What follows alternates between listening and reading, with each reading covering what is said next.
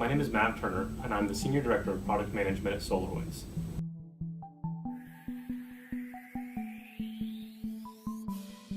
Modernization is a challenge for federal IT leaders because they have a lot of legacy technology, and those legacy technologies don't allow them to address the problems that they face in the workforce today.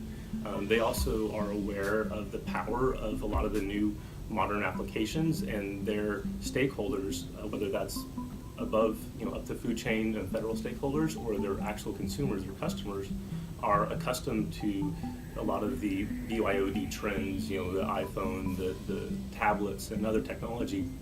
They're accustomed to these easy-to-use applications, but the infrastructure that they have is not the infrastructure that they can use to deliver those applications.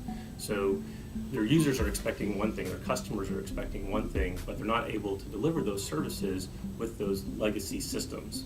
A lot of those legacy systems are custom applications that have been developed for very specific purposes and aren't kind of more general purpose.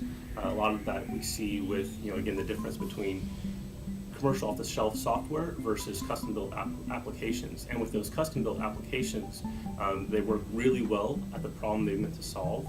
They don't solve more general problems, and they're often very difficult to expand to cover new use cases. So what will happen a lot of times is you'll bring in this custom-built application, and then you want to expand its use to cover additional areas. Well, that's a new program you have to spin up. That's a new budget you have to allocate. If you get a more general commercial off-the-shelf solution, that COTS solution can generally provide more broad solutions, even though it may not provide as specific, detailed solutions to the problems that it was implemented for.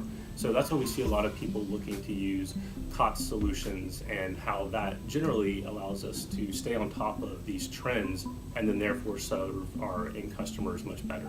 So that's something that when I meet with different IT leaders, that they're most concerned about is, how do I ensure that I'm providing the service to my customers that they're expecting? A lot of these people are expecting the same service when they sign into their Gmail account, or to using their iPhone or their other BYOD device. A lot of these devices have really made technology more accessible to everyone, and so they're applying that same expectation that they have at home with their personal devices to their work devices. It's very frustrating to go home and have at your fingertips everything you need and have very powerful tools, and then go to your office where you should have more powerful tools and actually not be able to do those tasks.